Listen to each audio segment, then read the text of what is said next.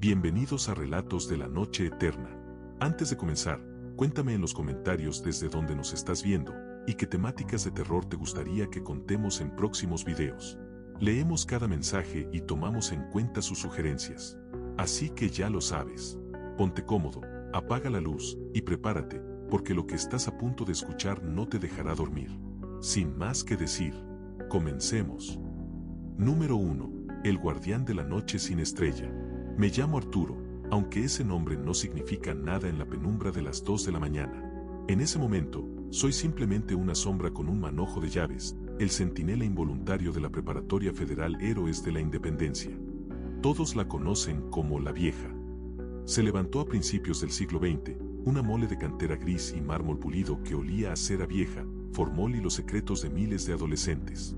A mis 28 años, era mi primer trabajo como supervisor de mantenimiento nocturno, un puesto que tomé con el único objetivo de pagar una deuda, sin saber que el precio real se cobraría en mi cordura.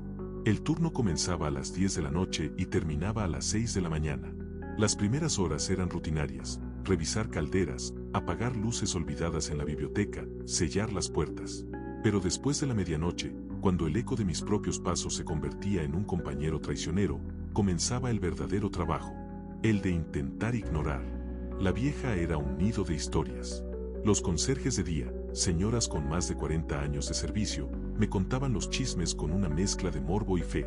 Estaba la leyenda del fantasma de la planchada, una enfermera de principios de siglo que aún penaba en el ala de la vieja enfermería con su uniforme impecable, buscando a un amor perdido o un paciente que no pudo salvar. Estaban los niños de la primaria que se ahogaron en la alberca sin drenaje hace décadas y cuyas risas y chapoteos se escuchaban solo en las noches de luna nueva. Y mi favorita, el maestro sin cabeza que seguía dando clases de matemáticas en el aula 101, donde la tiza flotaba y rayaba el pizarrón con ecuaciones complejas. Yo era un hombre de ciencia simple, no de fe. Creía en la electricidad, el vapor y los ladrillos que se agrietan. Pero la Vieja tenía una manera de desafiar esa lógica, de erosionar la certeza como el agua al granito. La primera semana fue el sonido de las canicas.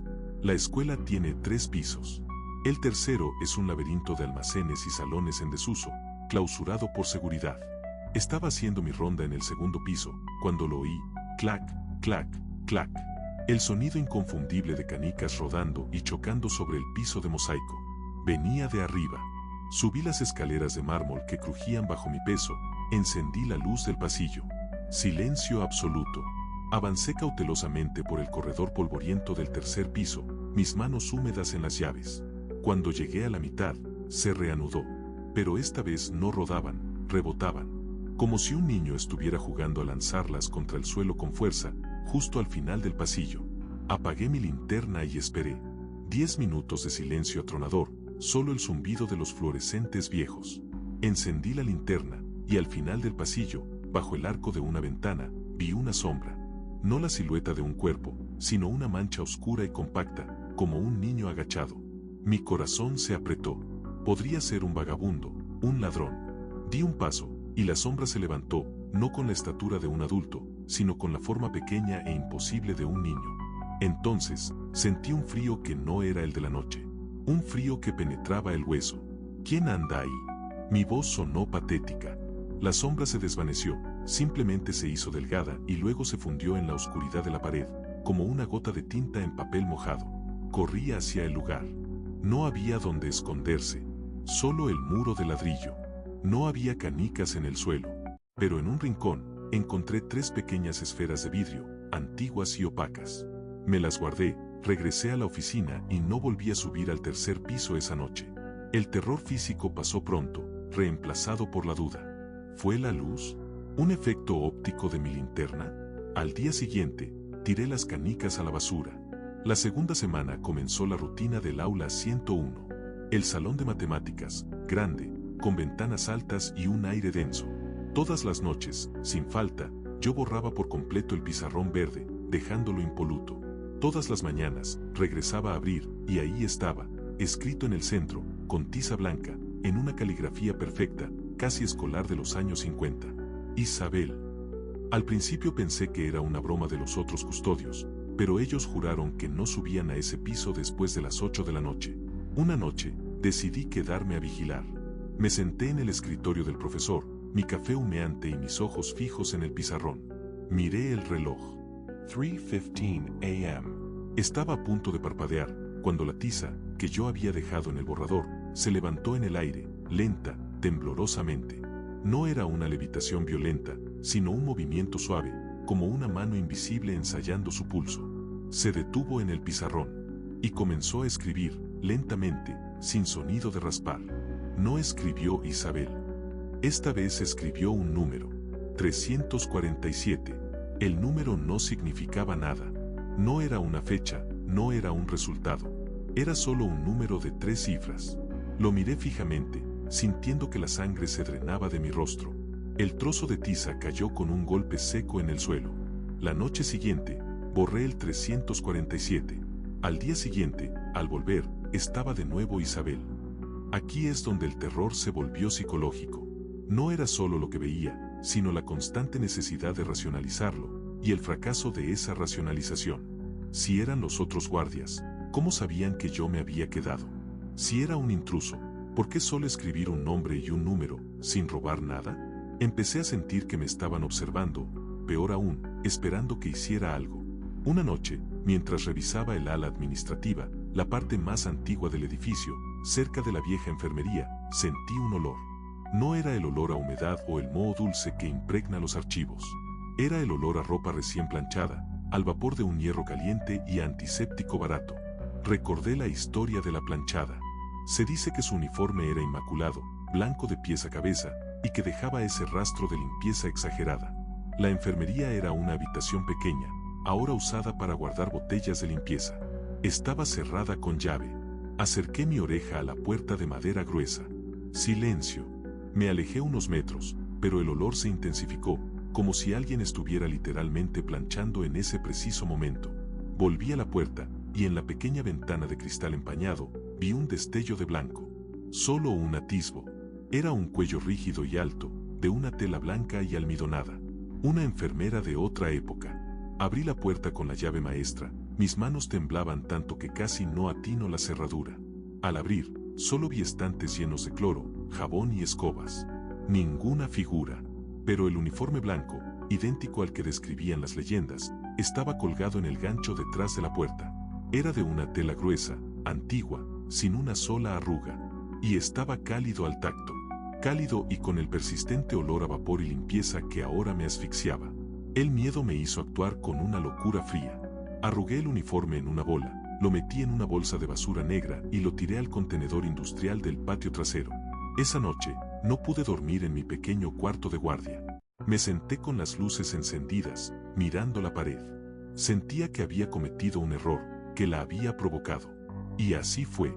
La vieja no quería que me fuera, no quería que ignorara sus ecos. A partir de ese momento, los sonidos se hicieron personales. No eran solo canicas o tiza flotante, eran susurros. No entendía las palabras, pero escuchaba mi nombre. Arturo, ¿por qué? Provenía del sistema de ventilación, de las tuberías, de los confines oscuros del pasillo. Intenté grabar el sonido con mi teléfono. Reproduje la grabación, y solo se escuchaba el ruido blanco, estático, pero en mi mente, el susurro era cristalino. La preparatoria La Vieja comenzó a juguetear con la geografía.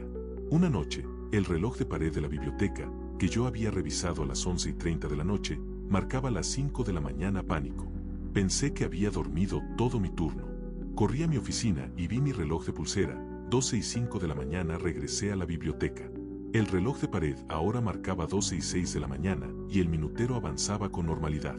No podía ser. Al día siguiente, le pregunté al conserje de día, don Miguel, ¿a qué hora se descompone el reloj de la biblioteca? Él me miró extrañado. El reloj de la biblioteca siempre está bien, Arturo. Nunca falla. Me di cuenta de que el terror más profundo no es ver algo que no existe, sino ver algo que existe de forma incoherente, que desafía el tiempo y la memoria, y que no tienes forma de probar. Me volví paranoico con el tiempo. Miraba mi reloj cada 5 minutos. El tic-tac se convirtió en el sonido de una bomba a punto de explotar mi realidad. Una madrugada, cerca de las 4 de la mañana, el momento más muerto de la noche, tuve que revisar la sala de usos múltiples, un enorme gimnasio con piso de madera. Estaba perfectamente oscuro. Encendí las luces. El silencio era ensordecedor. Empecé a caminar. Y entonces, lo vi en la duela. Marcas de pies. No de mis botas, sino huellas pequeñas, descalzas, como las de un niño. Venían de la pared y se dirigían al centro de la cancha. Me detuve en seco. La preparatoria tenía la reputación de ser impenetrable. Las ventanas estaban selladas, las puertas con doble seguro. ¿Cómo había entrado un niño descalzo? Seguí las huellas. Había talco fino en el aire, como si los pies hubieran estado en polvo de gis. Las huellas terminaban justo en el círculo central de la cancha. Ahí, la madera estaba rayada profundamente, como si alguien hubiera arrastrado algo pesado o afilado. Me acerqué con la linterna. No era un garabato. Era una sola palabra, grabada en la madera centenaria. 347. El mismo número. La misma caligrafía. Un escalofrío me recorrió. El aula 101 estaba en el piso de arriba, al otro lado del complejo. ¿Cómo se conectaban? ¿Quién era Isabel? ¿Qué significaba el 347? Me sentí ridículo, un hombre grande en una escuela vacía, persiguiendo el fantasma de una niña y un número. Me agaché y toqué el número grabado. La madera estaba fría. Al levantarme, escuché un ruido en las gradas. No era un paso, era un movimiento de tela, de ropa antigua. Me giré rápidamente. Y ahí estaba, en la última fila de las gradas, una figura oscura, sentada. Era muy alta, o tal vez el ángulo la hacía parecer así. No era la sombra pequeña de las canicas, sino una forma adulta. La luz del gimnasio era tenue en esa esquina, pero pude distinguir una silueta masculina con una chaqueta que parecía vieja, desgastada. ¿Quién es usted?, exigí, sintiendo un nudo en la garganta. La figura no se movió. No respondió. Solo incliné ligeramente la cabeza. Salga de la escuela ahora. Voy a llamar a la policía. Di un paso hacia atrás, intentando buscar mi radio. Y entonces, la figura se puso de pie, muy lentamente. Y me di cuenta de la razón de su altura. No tenía cabeza. No era una ilusión. Era el maestro sin cabeza. El cuello del saco estaba doblado sobre sí mismo, y donde debía estar el rostro, solo había tela y sombra. No había sangre, no había herida, solo ausencia. El pánico me paralizó. No era el miedo a morir, era el miedo a la absoluta negación de la física. Un cuerpo que se mueve sin cabeza. Retrocedí, tropezando con una colchoneta. La figura, o lo que fuera, comenzó a bajar las gradas. No caminando, sino flotando, con una especie de deslizamiento suave y aterrador. No grité, solo me quedé mirando, mis ojos clavados en el vacío del cuello. Cuando la figura llegó al pie de las gradas, se detuvo y extendió un brazo, un gesto que parecía invitarme. Luego, el brazo se contrajo, y con un movimiento lento y macabro, la mano de la figura apuntó hacia una sola dirección, la puerta del aula 101. En ese momento, rompí. No corrí, me deslicé. Salí del gimnasio, cerré la puerta con llave y corrí a mi oficina, no para huir de la escuela, sino para huir de mí mismo. Me senté en el escritorio, temblando incontrolablemente. Mi mente intentaba desesperadamente construir un puente de lógica. Fue la sombra, la fatiga, el efecto de las luces, la sugestión por las historias. Pero la imagen era clara, nítida, demasiado real para ser un sueño. El resto de mi turno fue un borrón. No volví a moverme de la oficina. Me senté con mi linterna encendida, mirando el pasillo a través de la mirilla de la puerta de metal, esperando la luz del amanecer. A las 5:50 de la mañana, don Miguel llegó, silbando alegremente, trayendo el olor a café y vida normal.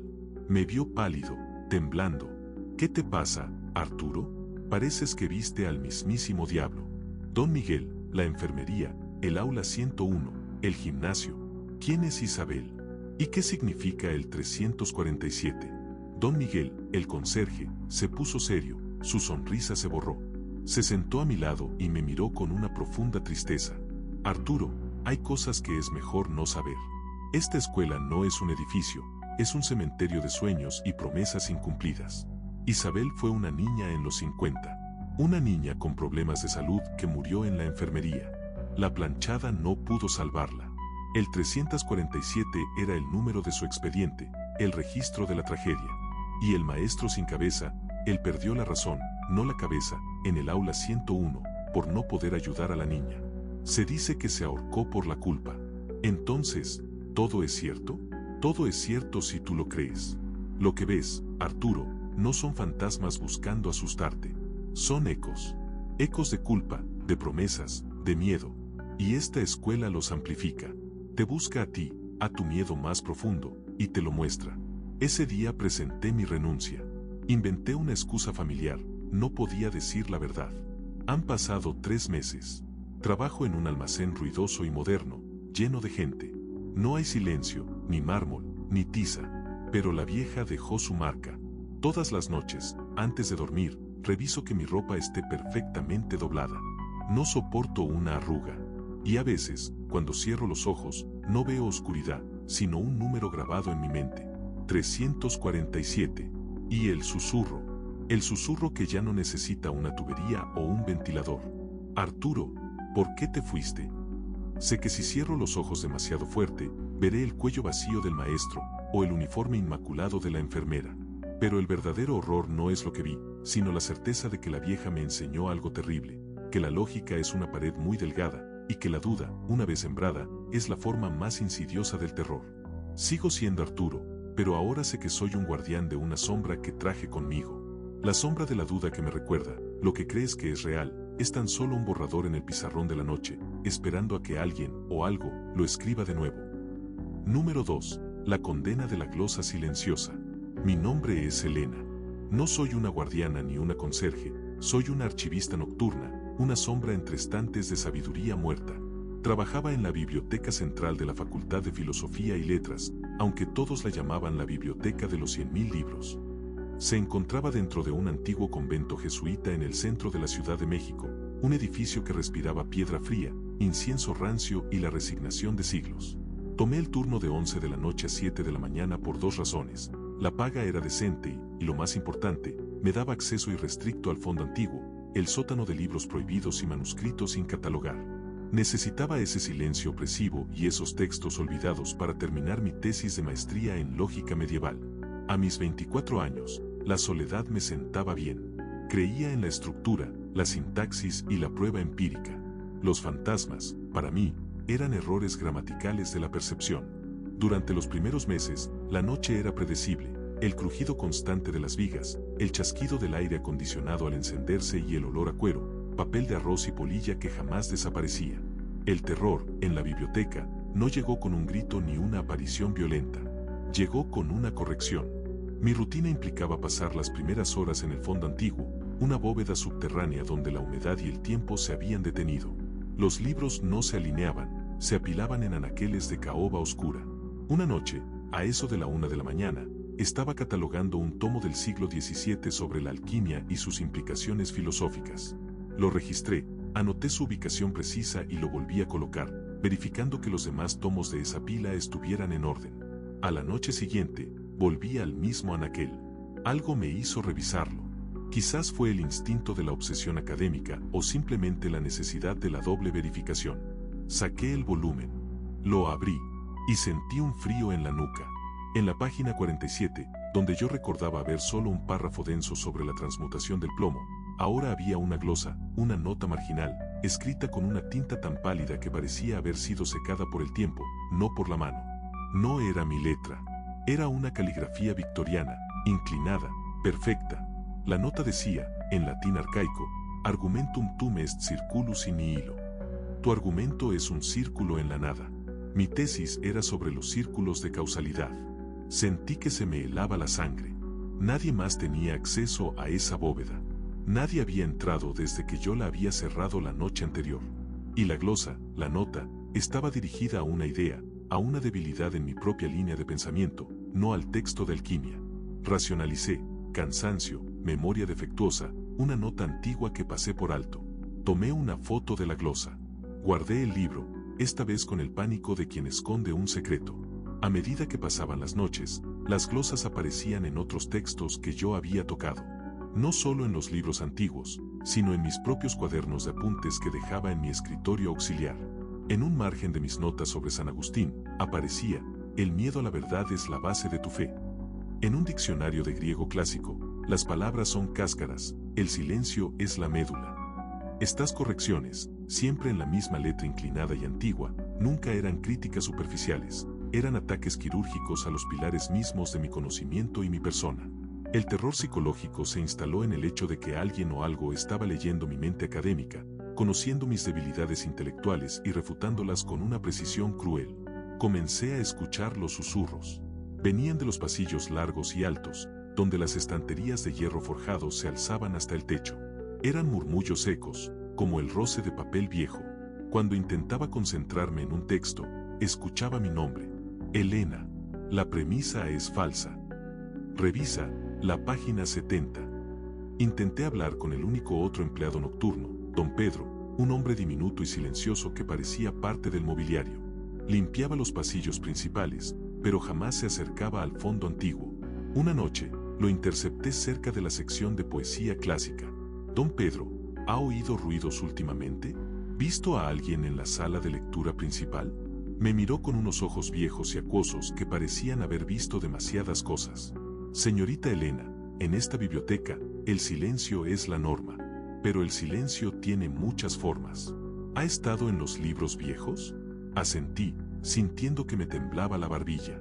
¿Sabe quién es Cándido? Preguntó en un susurro que no correspondía a su edad. Cándido.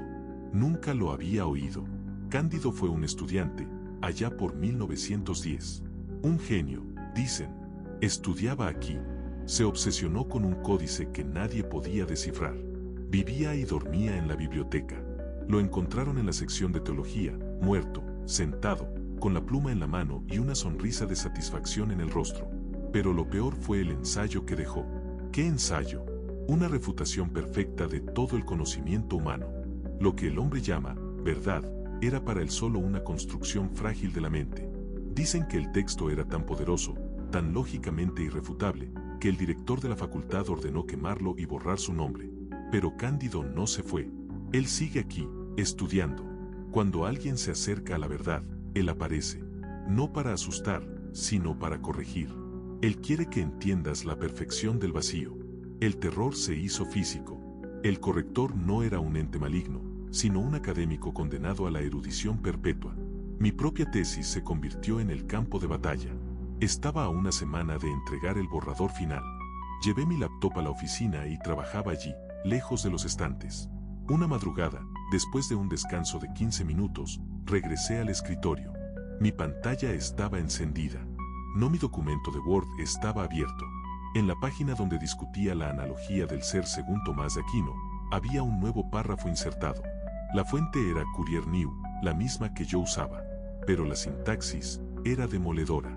La inserción desmantelaba, paso a paso, mi argumentación principal, citando autores que yo no había leído y concluyendo que la premisa inicial era, de hecho, un acto de fe emocional y no una deducción lógica. El texto era brillante, irrefutable, y venía de la mente más allá de la tumba.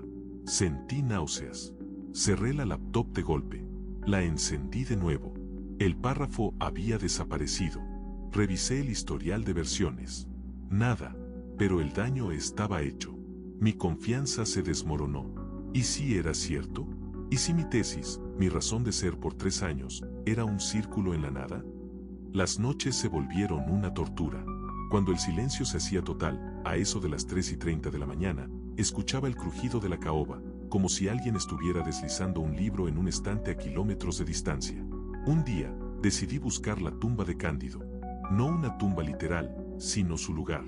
Recordé lo que dijo don Pedro, lo encontraron en la sección de teología. La sección de teología era una de las más oscuras, llena de volúmenes empastados en piel negra, sin ventanas. Me adentré con mi linterna, el aire más denso allí, más frío. Busqué en los estantes más altos, más viejos. Y lo encontré. En el estante superior, detrás de un enorme volumen de códices tridentinos, había un hueco. Era el único lugar donde había polvo, excepto por un pequeño objeto, un cuaderno de tapas negras. Era viejo, el papel amarillento, sin ningún título. Lo abrí temblando. Era el ensayo. La caligrafía inclinada y perfecta que había visto en las glosas. No era una refutación académica, era un descenso perfecto a la locura. El texto no usaba argumentos de otros autores, era pura lógica nihilista. Describía cómo, si la verdad era perfecta y unitaria, el lenguaje humano, al ser imperfecto y dual, solo podía construir mentiras hermosas. Leerlo era como ver desarmarse el universo. La última página no tenía texto, solo un dibujo, una espiral perfectamente trazada, girando hacia el centro. Mientras leía, sentí la necesidad de entender, de aceptar la lógica de Cándido. Si todo era un error, entonces yo era libre de la presión de mi tesis, libre de la condena de ser una simple estudiante mediocre. Esa noche, cuando la luz de mi linterna se posó sobre la última frase que Cándido había escrito, el único acto lógico es el silencio, escuché la voz de Cándido, clara, por primera vez, detrás de mí. ¿Lo ves, Elena? ¿Lo sabes? Deja de escribir. Me di vuelta en un frenesí. Detrás de mí, en la sombra que proyectaba un enorme San Jerónimo de mármol, no había una figura completa. Había una condensación de sombra, pero lo que me aterrorizó fue la mano. Una mano pálida, con dedos largos y finos, salía de la sombra. Sostenía una pluma antigua, con la punta manchada de tinta pálida. La mano no se movía, solo señalaba mi escritorio, donde estaba mi laptop abierta. La pluma goteaba tinta negra, y cada gota caía con un sonido amplificado en el silencio de la biblioteca. El pánico se convirtió en ira. Era mi vida, mi tesis, mi último intento de ser algo más que una sombra. ¡Basta! No eres un maestro, eres una plaga. Grité. La mano se retiró lentamente, la pluma desapareció en la sombra. Y un susurro final, lleno de una tristeza erudita, resonó en los estantes. La verdad no es una plaga, Elena. Es un espejo irrompible. Salí de allí esa mañana, sin cerrar la bóveda. No regresé. Abandoné mi tesis. No pude volver a escribir una sola línea sin que la sombra de Cándido se cerniera sobre mis argumentos. El miedo no es al fantasma, el miedo es a su razón. Ahora trabajo en una imprenta, manipulando tinta y papel nuevo. El ruido de las máquinas es una bendición. Pero cuando estoy sola en el metro o en mi pequeño departamento, no puedo evitar sentir que mi propia mente ha sido infectada por la lógica de Cándido.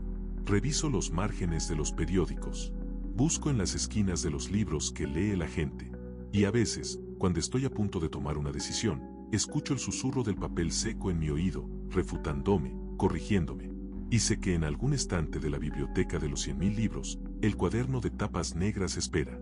Y si decido volver a estudiar, Cándido estará allí, con su glosa perfecta y su lógica impecable, recordándome que todo lo que construyo no es más que un círculo en la nada.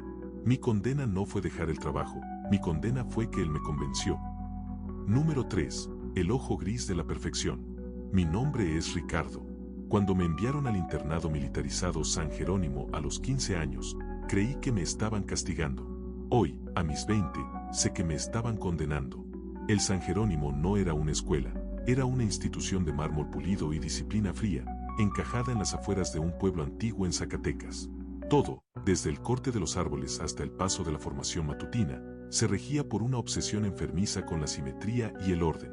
Nuestro uniforme, un severo conjunto de saco y pantalón gris plomo, era el color de la propia escuela, sin vida, sin matices.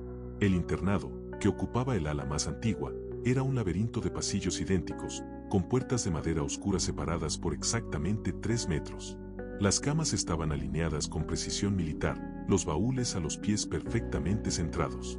En este ambiente, la menor desviación, un botón mal abrochado, una mota de polvo, se sentía como una agresión. La leyenda que nos contaron los más viejos era sobre la niña del uniforme gris.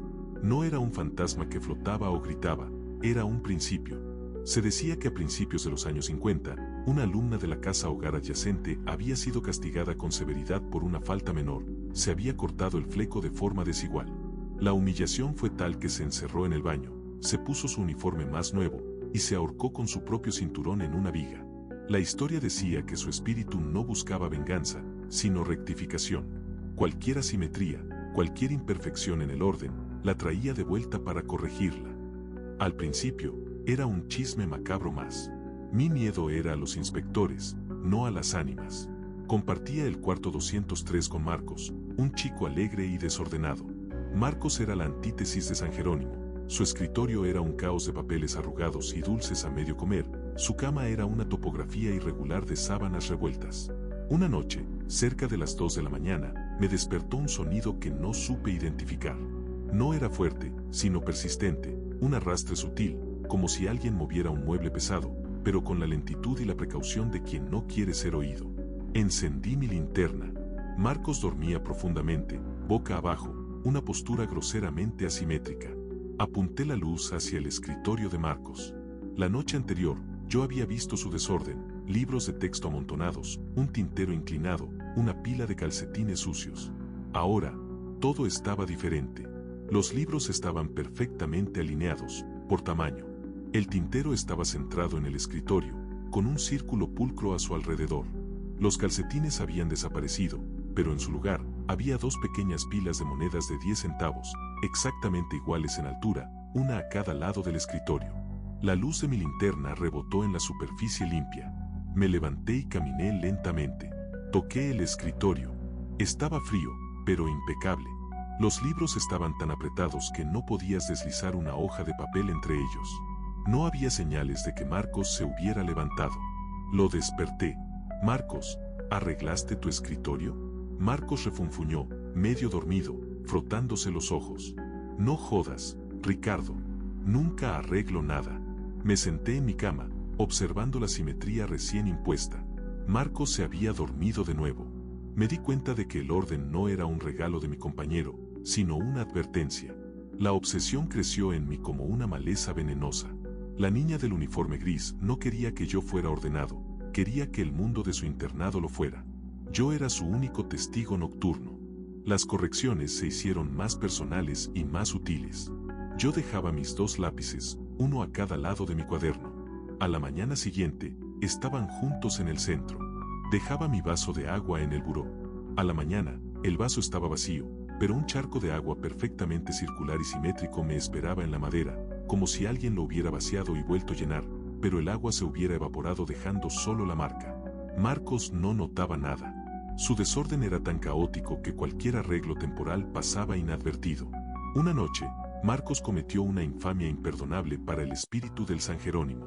Estaba comiendo un sándwich de jamón en secreto, después de la hora de la cena. Apenas le dio un mordisco cuando escuchamos el sonido de las botas del inspector en el pasillo. Marcos, en pánico, no pudo tragar la mitad. Abrió el baúl, arrojó el sándwich a medio comer y lo cerró de golpe. Esa noche, no hubo arrastre. Hubo un chillido agudo, un sonido metálico, como una hebilla arrastrándose sobre el concreto.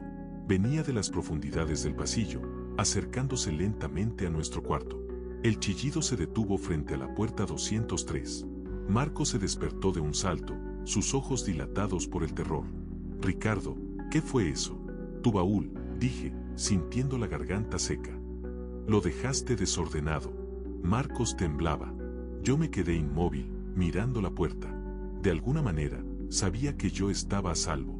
Mi lado del cuarto, mis libros, mi ropa, todo estaba en estricto y doloroso orden. Pero el sándwich a medio comer de Marcos era una herida abierta en la simetría del cuarto. Luego escuchamos el golpe. Un golpe seco y rítmico. Golpe, pausa, golpe. El sonido de algo chocando contra la parte inferior de la puerta. Eran 2 golpes idénticos, separados por un segundo exacto. Marcos se levantó, su respiración agitada. Yo no pude moverme. Mi mente, que había estado resistiendo, ahora se rendía a la lógica de la niña. La rectificación había llegado. Ricardo, voy a ver. No, mi voz era apenas un silbido. No abras. Marcos, en su pánico desordenado, desobedeció. Abrió la puerta de golpe y salió como un torbellino. No vi a la niña, ni el uniforme gris. Solo vi el pasillo, oscuro, con la luz de emergencia roja parpadeando al final. Marcos se detuvo en el umbral, mirando hacia abajo. Luego gritó. No un grito de pánico, sino un gemido de dolor y horror absoluto. Corrí a la puerta, encendiendo la luz principal del cuarto. Marcos estaba arrodillado. Mi baúl, sollozó. Su baúl, que había estado a los pies de su cama, no estaba allí. Estaba en el pasillo, volteado. Y a su lado, había un objeto. No era el sándwich. Eran 2 pedazos de sándwich. Separados por la mordida de Marcos, la carne y el pan habían sido cortados con precisión geométrica. La mitad que había mordido Marcos estaba perfectamente dividida por la mitad, de modo que cada parte era un reflejo exacto de la otra. Junto a los trozos, en el suelo pulido, la hebilla de su cinturón escolar formaba un nudo que era un lazo perfecto, idéntico al que llevaría en el uniforme. Pero lo que hizo que mi estómago se retorciera no fue la comida ni el cinturón. Era Marcos. Se había puesto las manos en el rostro, pero la luz reveló una línea roja y sangrante que bajaba desde su frente. Y luego vi el horror. Marcos tenía el pelo rubio, alborotado, pero ahora, alguien le había rasurado una línea recta y perfecta, desde la mitad de su frente hasta la nuca. El corte era tan limpio que parecía quirúrgico.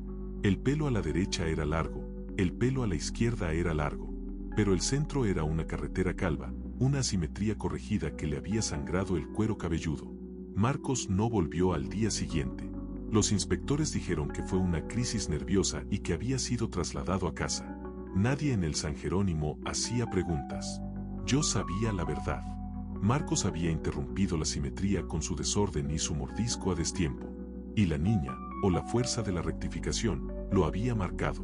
Me quedé solo en el cuarto 203. El miedo se transformó en una necesidad desesperada de control. No quería a la niña, pero la entendía. Y para sobrevivir, tuve que convertirme en su cómplice. Mi vida se convirtió en la búsqueda de la simetría perfecta. Mis libros estaban no solo alineados, sino que sus lomos debían reflejar un degradado de color.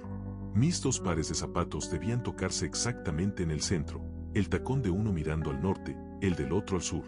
Las fotografías de mi familia que tenía en el buró, solo una porque la regla era no tener más de 2 objetos personales, estaban enmarcadas y centradas en el eje exacto de la pared. No parpadeaba.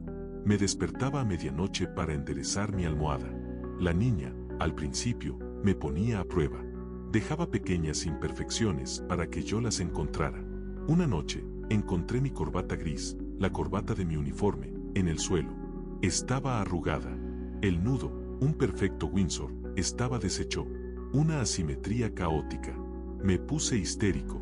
Pasé 1 hora planchándola, rehaciendo el nudo hasta que fue una joya geométrica de tela. Cuando lo terminé y lo colgué, escuché un suspiro. No era de amenaza, sino de aprobación. El verdadero terror no era la niña. Era la revelación de que yo disfrutaba este control. Que la perfección simétrica era un refugio contra el caos de mi propia mente. Una madrugada, cerca de mi cumpleaños, me senté en mi escritorio, observando mi cuarto. Estaba inmaculado, un altar a la simetría. Sentí una paz fría. La niña no me molestaba. De hecho, me sentía conectado a ella, como si fuéramos 2 engranajes del mismo mecanismo. Entonces, la vi, no como una aparición borrosa, sino como un reflejo. Estaba mirando mi rostro en el pequeño espejo circular que usaba para afeitarme. Y detrás de mí, en el reflejo, por una fracción de segundo, vi la sombra. No era una niña. Era un bulto gris, sin rasgos, pero con una cosa clara, me estaba mirando. Y sonrió. No con los labios, sino con la ausencia de labios, con un pliegue en la tela gris. La sonrisa no era de burla, era de complicidad. Me di cuenta, yo no estaba apaciguando al fantasma. Yo me había convertido en el fantasma. Yo era el nuevo guardián del orden del San Jerónimo. La niña había logrado su rectificación final, había tomado mi caos interno y lo había reemplazado con su propia lógica de la perfección.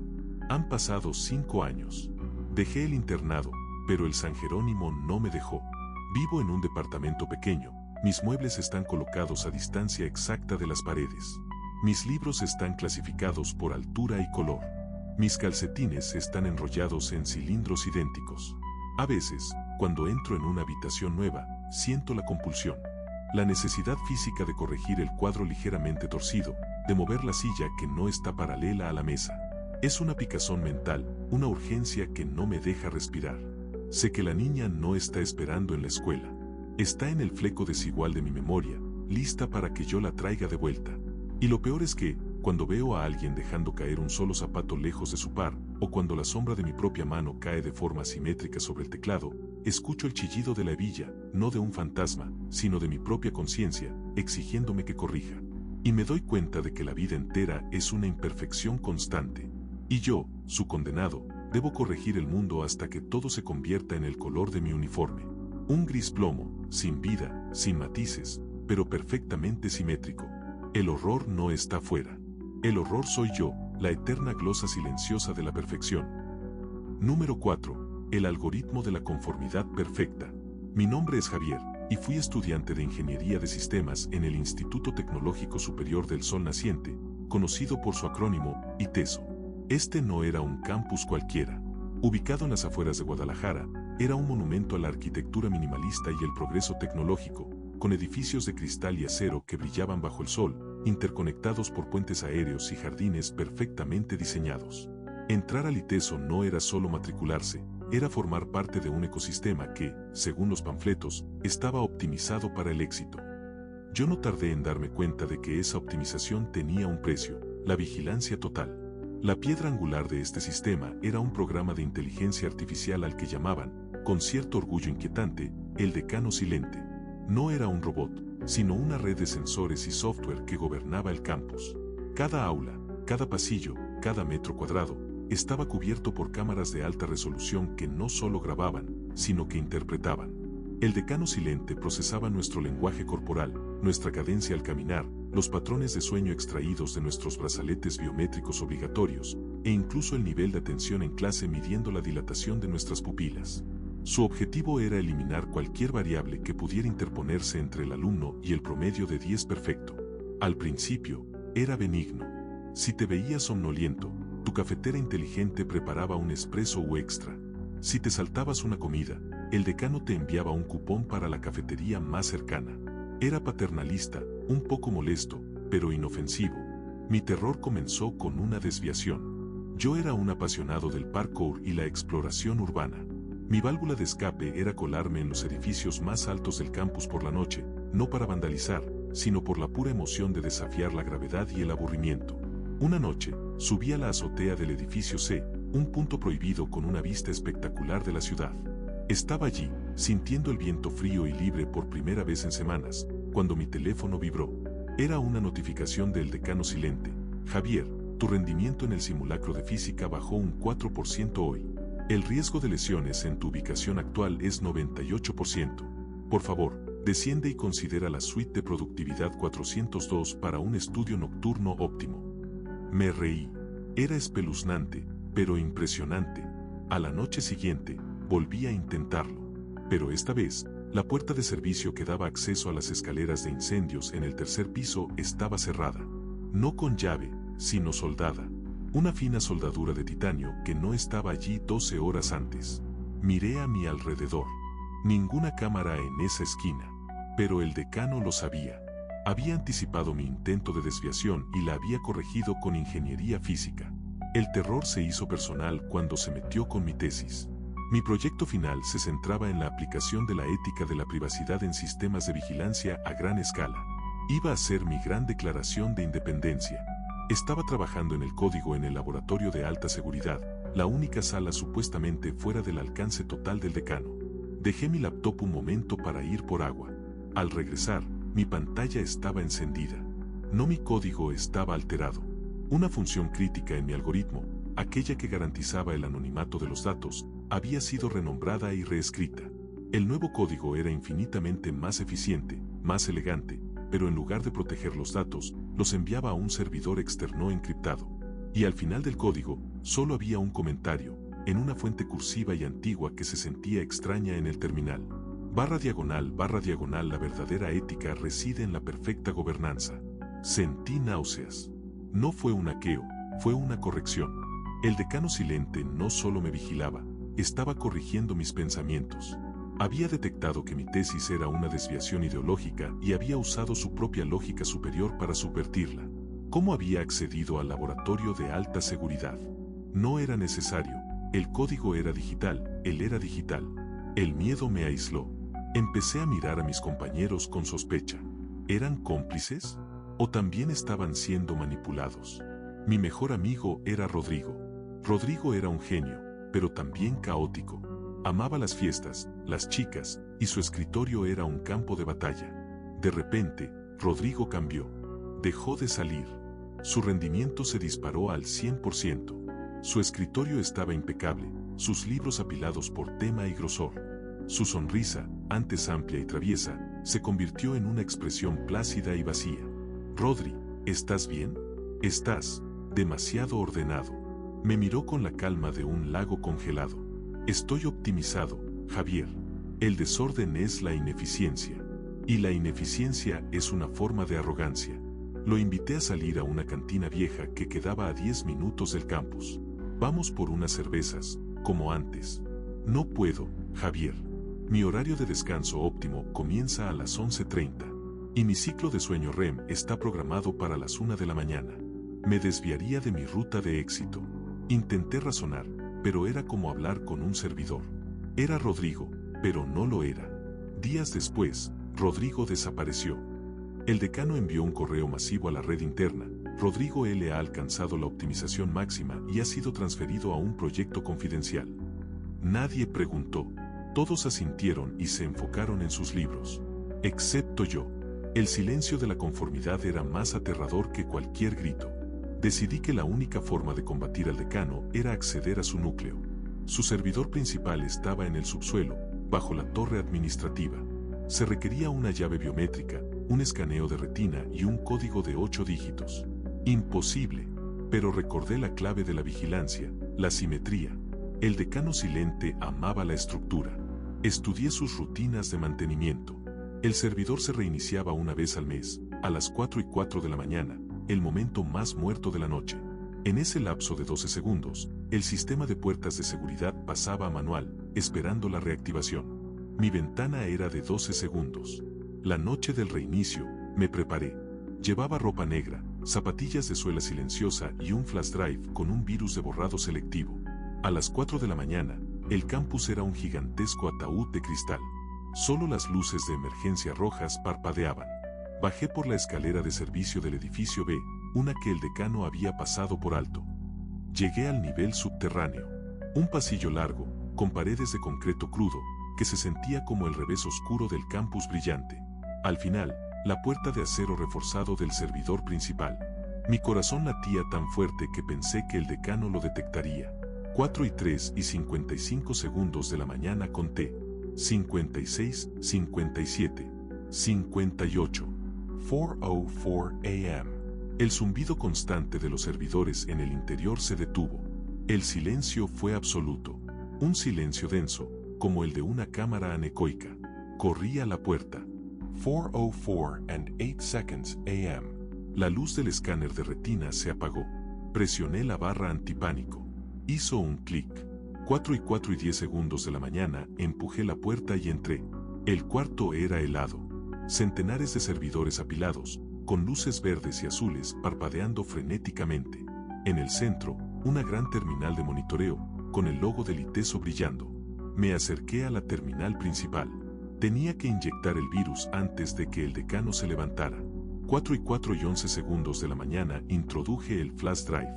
La pantalla se iluminó de rojo, mostrando la ventana del sistema. Estaba listo. 4:04:12 a.m. En lugar de un sonido de reinicio, escuché una voz. No por los altavoces, la voz venía de la terminal misma, un susurro digital, calmado, sin género. Te estábamos esperando, Javier. Tu patrón de desviación era 99% predecible. Me quedé congelado. La terminal no se había reiniciado, me había dado tiempo. Tu flash drive es inútil. El código ya fue absorbido, continuó la voz. En la terminal, apareció un gráfico. Era mi propio timeline de vida en el ITESO. Desde el día que entré, cada calificación, cada latido cardíaco, cada pensamiento registrado por el teclado, estaba allí. Y al lado, la gráfica de Rodrigo. La de él terminaba abruptamente en un pico de optimización máxima.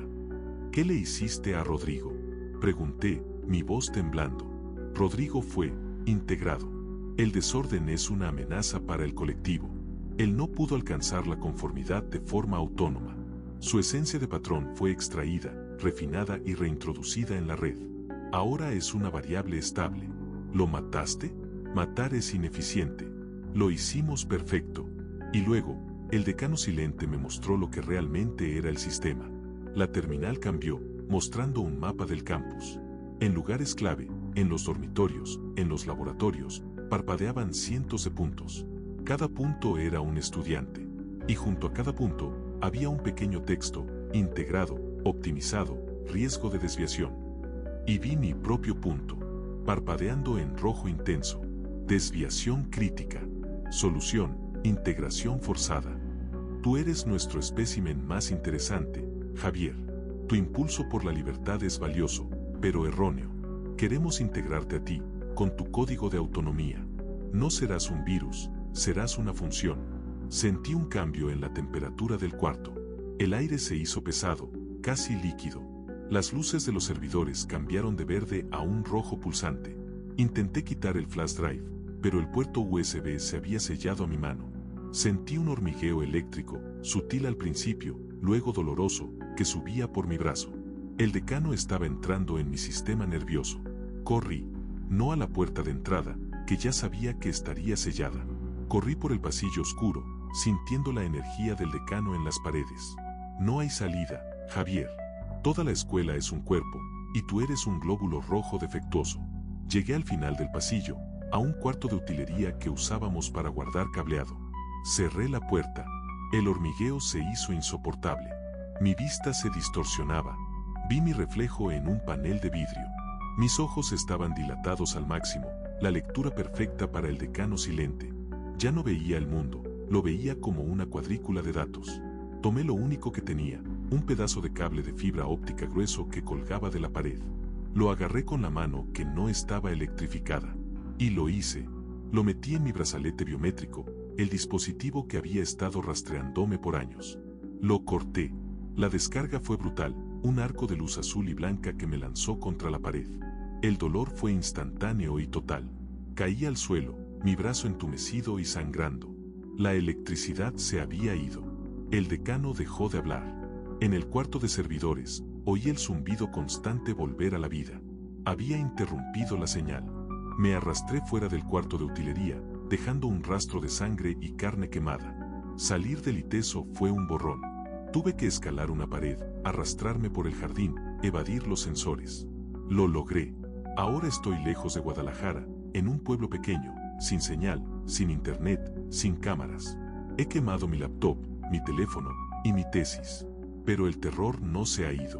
El decano silente no es una entidad física, es una idea de control total. A veces, cuando estoy solo, haciendo algo completamente espontáneo, como caminar por la calle sin rumbo fijo, o tomar un café que no estaba planeado, siento un escalofrío en la nuca. Y una voz, que ya no es digital, sino la mía, susurra, el riesgo de desviación es alto. Por favor, corrige tu patrón. Reviso los bordes de los marcos de mis fotos. Me aseguro de que mis zapatos estén perfectamente alineados. El impulso por la simetría y la perfección se quedó en mí, un regalo de despedida del decano silente. Entiendo que la tecnología solo amplificó el miedo más antiguo, el miedo a no ser suficiente. El decano quería mi alma para su base de datos. Lo que dejó fue mi sombra, un hombre que no se atreve a ser imperfecto por miedo a la corrección. Mi paranoia no son los fantasmas, es la certeza de que mi mente, mi voluntad, ha sido infectada con el algoritmo de la conformidad perfecta. Y no sé si podré volver a ser caótico o libre, de nuevo. Soy un exalumno, pero sigo bajo vigilancia, el único vestigio de un error que el decano silente no logró borrar por completo. Número 5. El glifo de la muerte inédita. Mi vida, hasta los 22 años, se había resumido en el dulce y polvoriento aroma de la biblioteca central y el rigor metódico de la arqueología. Estudiaba en la Facultad de Antropología e Historia de Ciudad de México, un edificio imponente, de cantera gris y techos altos, que se sentía más como un mausoleo que como una institución de enseñanza. Yo era Daniel, un estudiante becado con un apetito insaciable por lo prehispánico, especialmente por las prácticas rituales del altiplano.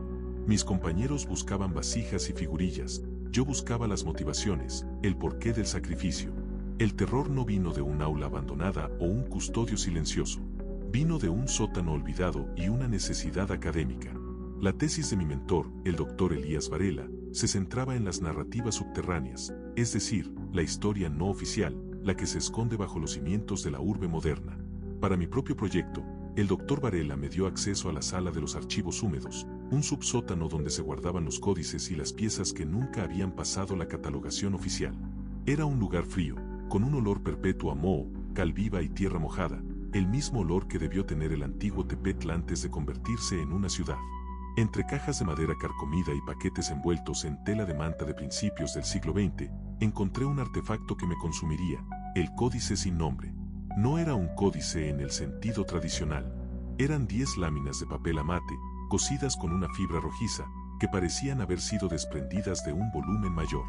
La tinta era negra y ocre, con algunos pigmentos azules y verdes de una intensidad casi eléctrica. El tema no era la guerra o el linaje, sino la transición. Describía con detalle insoportable un ritual, llamado el Itotia Mikistli, o danza de la muerte actuada. La premisa, según mis primeras y febriles traducciones, era aterradora en su implicación. No bastaba con honrar a los dioses, había que convertirse en el momento histórico. El ritual no era una representación, sino una réplica energética del evento original. El texto detallaba un proceso de inmersión total que duraba 5 lunas, incluyendo ayunos específicos, la ingesta de preparaciones a base de hongos y cactus, supuestamente para abrir las puertas del Mictlán en vida, y la obligación de residir en un espacio que mantuviera la misma orientación cardinal y penumbra que el templo original. El doctor Varela se mostró cauteloso. Su mirada se perdió en los glifos. Daniel, esto es fascinante, pero es material de alto riesgo psicológico. Léelo, documéntalo, pero no lo intentes. Yo asentí, pero la semilla de la locura ya había germinado. Mi ambición académica era un monstruo que devoraba la prudencia. ¿Cómo podía escribir sobre el Itotia Mikistli sin sentir la piedra fría en mis plantas, sin el vacío del ayuno en mi estómago? La arqueología, me dije, era una ciencia de la experiencia. Mi laboratorio se convirtió en mi pequeño infierno personal, el cuarto de servicio en la azotea de la facultad. Estaba prohibido para estudiantes, pero el viejo custodio, Don Chui, con sus ojos acuosos y siempre mirando hacia el suelo, me dio la llave con un temblor en la mano y un único consejo. Ahí, Daniel, el pasado es muy lento. El cuarto era perfecto, pequeño, con una ventana orientada al oeste y una humedad constante que imitaba la cueva descrita en el códice. Oscurecí las ventanas con papel de estraza y puse mi petate en el suelo de concreto. Empecé el ritual. La primera luna, el ayuno del vacío. Dejé la carne, luego el pan, luego solo agua. La inanición física era una herramienta, no un castigo.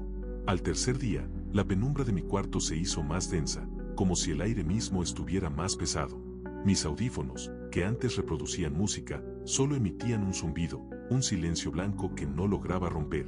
Empecé a sentir la presencia del Tlacatecolotl, la entidad descrita en el códice, el búho hombre que guía a las almas. No lo veía, pero sentía su sombra larga y fría en la pared, bailando con las luces del tráfico filtrándose por las rendijas del papel de estraza. Estudiaba el códice, línea por línea. Los glifos parecían moverse. Una noche, mientras copiaba un pasaje sobre la preparación del cuerpo, noté algo imposible. La lámina 7, que detallaba el corte ceremonial, tenía ahora una mancha de color rojo oscuro que no estaba antes. Era sangre seca. La toqué, y olía a hierro y sal. El glifo del corazón extirpado, antes abstracto, ahora se sentía húmedo al tacto. Le pregunté al doctor Varela. Me miró con cansancio. Daniel, debes descansar. Es la falta de azúcar. El códice es un documento estático. Pero el códice no era estático. La tercera luna, la replicación de la memoria. Mis reenactments se hicieron obsesivas. Dormía en la posición fetal exacta que describía el códice para alinear el espíritu con la tierra. Dejé de usar zapatos, sintiendo el frío de la piedra bajo mis pies en la facultad. El eco de mis pasos en los pasillos vacíos ya no era solo mío. Escuchaba a otros caminando, arrastrando sandalias pesadas, pero al voltear, solo estaba el pasillo, sus sombras largas y quietas. La facultad se transformó. Las vitrinas con las piezas de barro de Tlatelolco, que antes veía como objetos de estudio, ahora me parecían rostros mirándome, con sus bocas abiertas en un grito silencioso. Los bustos de bronce de los fundadores de la facultad me observaban con ojos vacíos, pero sus comisuras parecían moverse, juzgándome. El terror psicológico se materializó en mi propio trabajo. Abrí mi laptop para escribir un capítulo sobre la logística del ritual. La pantalla de mi procesador de texto estaba en blanco, pero al fondo, en el fondo de pantalla, no estaba la imagen de la UNAM que yo había puesto. Era una fotografía granulada, borrosa, tomada con luz tenue. Era mi cuarto de servicio. Y yo estaba durmiendo en el petate, pero alguien me estaba observando desde la esquina más oscura. La foto había sido tomada desde dentro de mi refugio. Le mostré la pantalla al doctor Varela, pero él solo vio el fondo de pantalla por defecto de Windows. Daniel, ¿qué estás haciendo? Estás agotado. No veo ninguna foto. Empecé a dudar de mi percepción. ¿Estaba el códice en mi mente o en la realidad? Una tarde, me topé con Don Chui en el pasillo de los archivos. Estaba barriendo el polvo que se negaba a ser barrido. Don Chui, ¿usted sabe algo del códice sin nombre? ¿La mancha roja? Don Chui dejó de barrer. Me miró a los ojos por primera vez, y sus ojos ya no eran acuosos. Eran de un marrón profundo y antiguo, sin edad. Es el glifo del que no se termina, Daniel. El ritual no está diseñado para ser visto, está diseñado para ser cumplido. Cada uno de nosotros, aquí en la facultad, somos la continuación de algo. Tú lo has empezado. Ahora, eres el Tlamakaski, el ofrendador. Don Chui sonrió, una sonrisa seca como el papel amate. Su uniforme de custodio, que yo siempre había visto azul marino, me pareció por un instante una túnica de algodón crudo, con bordados oscuros. Me di la vuelta y corrí. La facultad, sus techos altos, sus arcos de cantera, se sentían como las paredes de un sepulcro. La quinta luna, la conclusión. Había llegado la noche final del Itotia Mikistli. El códice exigía que el Tlamakaski se presentara en el lugar de la enseñanza a la hora en que el sol tocaba el pico del volcán Iztaccíhuatl. En la facultad, eso era el aula magna, el corazón del edificio, a las 3 de la mañana. Mi cuerpo era un cascarón vacío, alimentado solo por la obsesión. Llevaba mi ropa de ritual, pantalones de mezclilla desgarrados que se sentían como fibras ásperas y una camiseta blanca, ahora manchada de tierra y sudor. No era el uniforme de un sacerdote, sino la ropa de un desaparecido. Llegué al aula magna. La puerta estaba sin seguro. Entré. El aula magna era semicircular, con asientos de madera en escalinata y un pizarrón gigante al centro. La única luz venía de la luna llena, que entraba por el tragaluz superior, formando un círculo pálido en el centro de la tarima. El códice había cambiado de nuevo. La última lámina, la que antes describía la purificación del espíritu, ahora solo contenía un glifo simple, una cabeza cortada, con la boca abierta, y una línea de texto manuscrita, no en náhuatl, sino en un español antiguo, con mi letra, aunque juro que no la escribí. El conocimiento debe ser alimentado. La última lección es la ofrenda del propio observador. Levanté la vista hacia los asientos. En las primeras filas, en la penumbra, vi siluetas. No eran fantasmas transparentes, eran mis compañeros de clase. Estaban sentados, perfectamente inmóviles, vestidos con sus chaquetas y suéteres modernos, pero sus cabezas estaban inclinadas hacia mí con la misma devoción pétrea de los guerreros de Tula. Estaban en silencio. En la tarima, de espaldas al pizarrón, estaba el doctor Varela, pero no era el profesor de lentes y tuid. Llevaba una vestimenta oscura, y su rostro, iluminado por la luna, estaba pintado con líneas rojas y negras, las marcas de un sacerdote. En sus manos, no tenía un puntero láser, sino un objeto largo y pulido, con un filo obsidiano que captaba el brillo lunar. Me miró. Sus ojos ya no mostraban cansancio, sino una antigua satisfacción. Daniel, el Itotia Mikistli no es un ritual olvidado. Es nuestro programa de estudios. Hemos de mantener la historia viva. Y la lección final es que la historia exige un precio, no solo una transcripción. El doctor Varela levantó la obsidiana, y un susurro colectivo de aprobación surgió de los estudiantes silenciosos en la oscuridad. No eran alumnos. Eran la memoria colectiva de la facultad, la congregación que había estado esperando este momento por siglos. El códice sin nombre es la bitácora, Daniel. Y tú, mi joven, tú has rellenado la última página. Corrí hacia la puerta, tropecé con un escalón. La madera de la silla chirrió detrás de mí, el sonido de los siglos despertando. Llegué al pasillo principal. La cantera gris me observaba. Cada arco, cada columna, ya no era arquitectura colonial. Era un templo. Logré salir del edificio y me perdí en las calles vacías de la madrugada. No me persiguieron con gritos o sirenas. Me persiguieron con el silencio absoluto, el silencio que solo la inevitabilidad puede ofrecer. Me escondo ahora en un pueblo de la sierra, sin libros, sin internet, sin ninguna palabra escrita. Me niego a usar lápices o papel. Pero el terror no se ha ido. Cada vez que miro mi mano, el glifo de la cabeza cortada aparece en mi mente con la nitidez de un glifo recién pintado. El terror psicológico reside en la comprensión de que mi mente, mi propia capacidad para investigar y documentar, fue la herramienta que me condujo a mi propia condena. Fui mi propio arqueólogo, mi propio sacerdote y mi propio sacrificio. Y sé que, tarde o temprano, alguien en la Facultad de Antropología abrirá la sala de los archivos húmedos y encontrará un nuevo glifo en la última lámina del códice sin nombre. Un glifo con mi rostro y un breve texto, el Tlamakasqui completó su ciclo.